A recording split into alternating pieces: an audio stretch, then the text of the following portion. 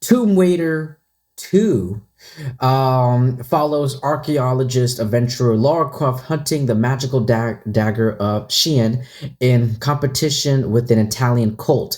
Gameplay features Lara navigating levels splits into multiple areas and room complexes while fighting enemies and solving puzzles to progress, with some areas allowing for or requiring the use of vehicles.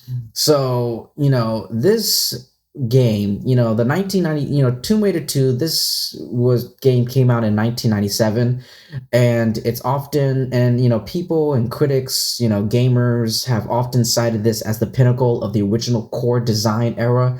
It takes the foundation of the first game and expands it into a global action adventure that feels more like a 90s blockbuster movie than a lonely archaeological dig. No shades or anything towards, no shade or disrespect towards the original OG Tomb Raider game. But anyway, let's break this video game down, the good, the bad, and then give you guys my conclusion, my thoughts, and then we'll wrap this video up.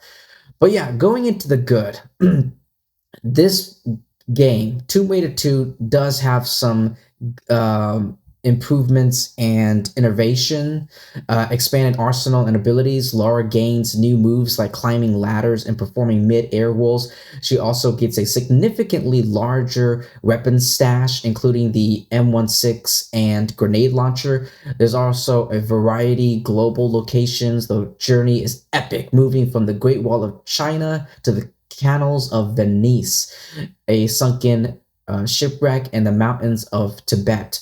There's also a quality of life. The foundation of a save anywhere system on most versions was a massive relief compared to the strict save crystals to the original, making the difficult platforming much less frustrating.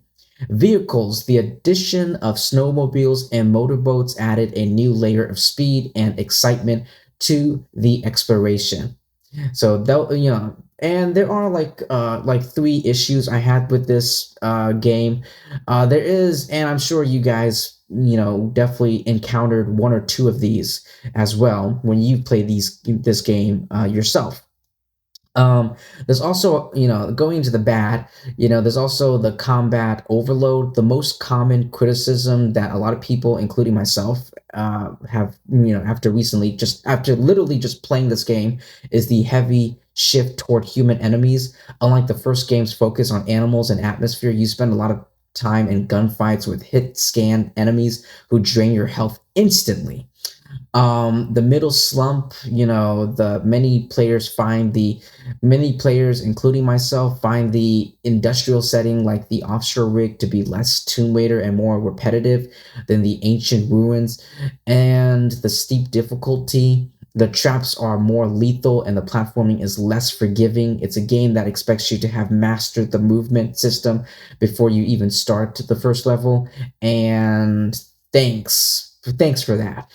But overall, overall,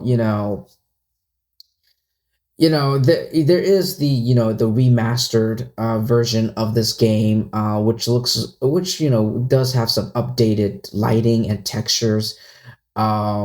Just be aware, because I did play the remastered version of it. That while the modern controls make movement feel more natural, the levels were strictly designed for the original tank controls, and some players find switching back to the classic style is necessary for precision jumps. So overall, I still think, even though I had even though I had my issues, overall, there's a lot more positivity than, more pros than cons when it comes to Tomb Raider 2. It's still a masterpiece of the 90s level design. While it loses some of the lonely, spooky atmosphere of the original, it replaces it with scale and ambition.